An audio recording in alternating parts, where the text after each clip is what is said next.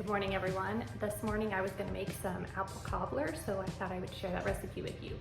I used to buy my crusts at the store, and then my mom showed me a super simple and yet tasty recipe for crust, for pie crust. So that is also part of this video. It's the pie crust we will use to roll the apple cobbler in. What we will need for this recipe is we're going to need sugar, flour, some vegetable shortening.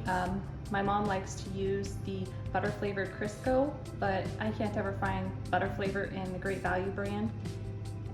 And I like to buy the cheaper stuff, so I just use the regular, no flavor. A stick of butter, and then I kind of cheated. So I've already made apple pie filling. We get apples from a neighbor every summer, and I cut them up and peel and cut them. Add cinnamon, a little bit of cinnamon and a little bit of sugar, and then we freeze it. So we sat this out yesterday so it would be completely thawed for our recipe. First I'm gonna get 1 cup of the Crisco. I forgot to mention this recipe also calls for water. Everybody has water, so I guess I didn't mention that in the beginning. And I already have my oven preheating to 425.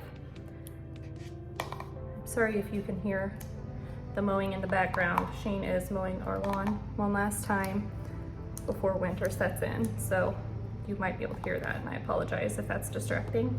So I have my 1 cup of Crisco. Well, it's not Crisco, it's the Great Value brand. 1 cup of shortening.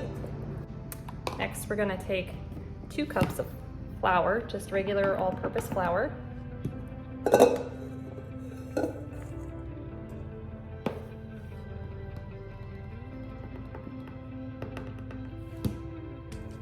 And this is the crust we're making. I'm not sure if I mentioned that. And then we're gonna do half a cup of water. Okay. Now I'm gonna use my mixer and just a regular hook, and we're gonna mix it all up.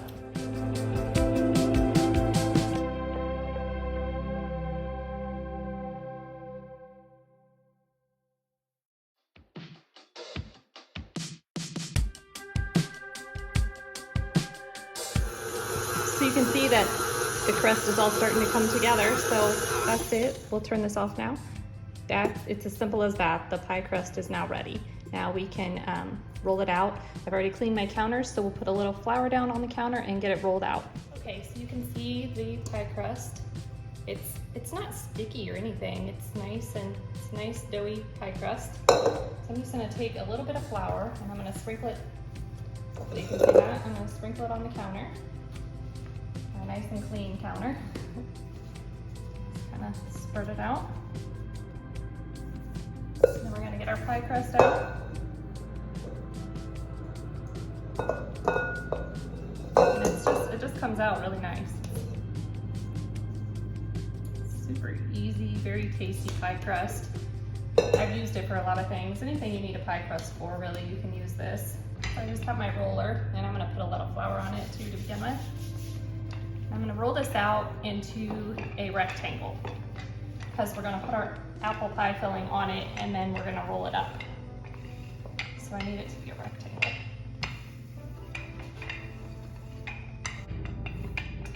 That's close enough to a rectangle. Okay, now I'm gonna get the apple pie filling. I'm just gonna cut open my apple pie filling and spread it out evenly, well, as even as I can get it, across the pie crust. Just my family's eating this, so I'm gonna use my hands.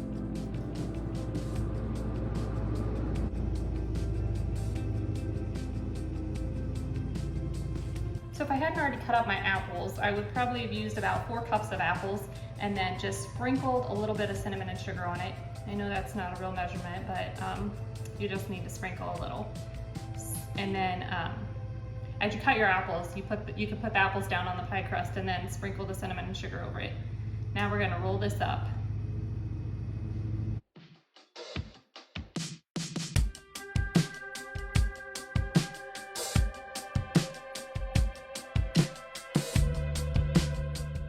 It looks like I didn't get quite as many apples as I should have when I packaged that away for over the summer. So I'm gonna use this 8 by 11.5 pan. I'm just gonna spray it down with some nonstick spray. And I'm gonna cut this up like a cinnamon roll. And as I cut it, I'm gonna place it in here. Very similar to a cinnamon roll.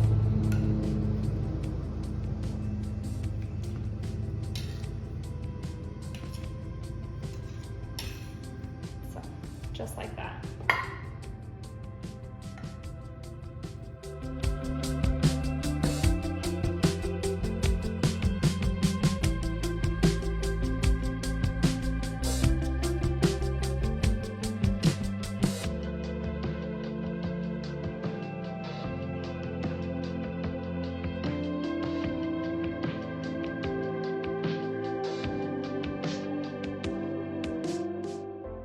If any of the apples fall out, you can just throw those in the pan, it'll be fine. Okay, so there that is. Oops. Back. Next, I'm gonna take one stick of butter and I'm gonna put it in a microwave safe dish.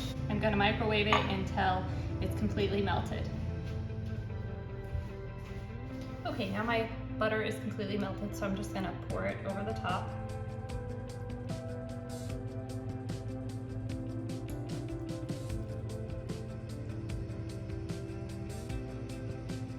Okay, our next step is to make the sugar water. So in my pan here, I have 4 cups of water, just plain tap water, and then I'm gonna add 2 cups of sugar to it.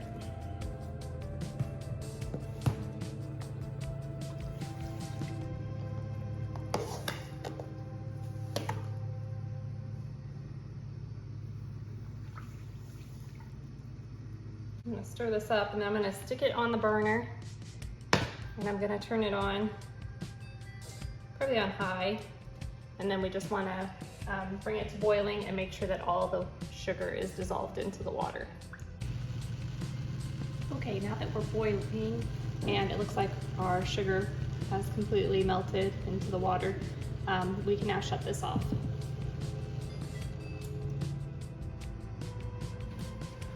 Okay, now I'm gonna take that hot water and I'm gonna pour it in here.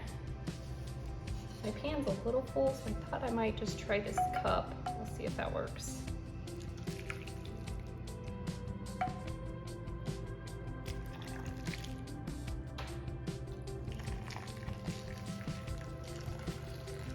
And since I'm using a smaller pan, this might be too much water, but that's okay if it is. We will just save it, and then if the cobbler starts to dry out while it's baking, we'll want to add more water. So we'll see how much of this fits. That's probably as full as I can get it without spilling it on its way to the oven. Okay, so now it's ready to go in the oven. So like I said, our oven is preheated to 425 degrees, and I'm gonna stick this in there. I'm gonna start on an hour. You wanna check it and make sure that it thickens to the consistency you want it before taking it out. So I always like to start with an hour. So.